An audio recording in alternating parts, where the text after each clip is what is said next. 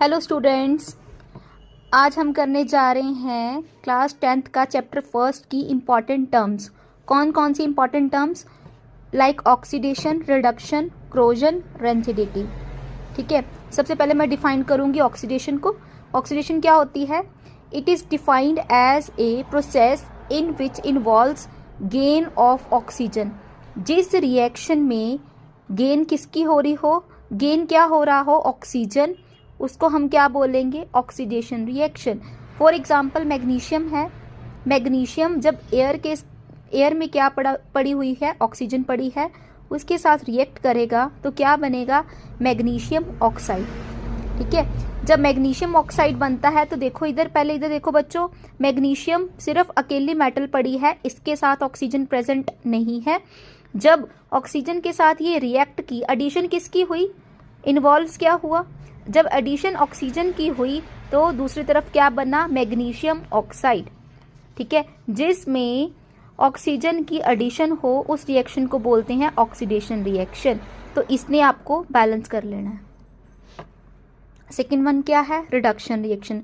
Reduction क्या होती है? इट इज अ डिफाइंड, इसका उल्टा, it is defined as a process in which involves loss of oxygen. Loss किसका हो रहा है? ऑक्सीजन का।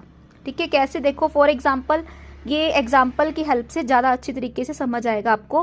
कॉपर ऑक्साइड है, जब ये सॉलिड फॉर्म में है, हाइड्रोजन गैसियस फॉर्म में पड़ी होती है, जब इसके साथ रिएक्ट करता है तो देखो बच्चों, ये हाइड्रोजन किसके साथ? इस वाले, आगे क्या पड़ा है, इस वाले ऑक्सीजन के साथ रिएक्ट करती है तो क्या बन जाता है? H2O, वाटर निकल गया बाहर और अकेला क्या बचा? कॉपर बच की, कॉपर इधर, कॉपर सॉलिड फॉर्म में लेनी है। ठीक है, फिर वाटर किस फॉर्म में होता है? लिक्विड फॉर्म में होता है, तो इसको बोलते हैं रिडक्शन रिएक्शन। रिडक्शन क्या है मेनली?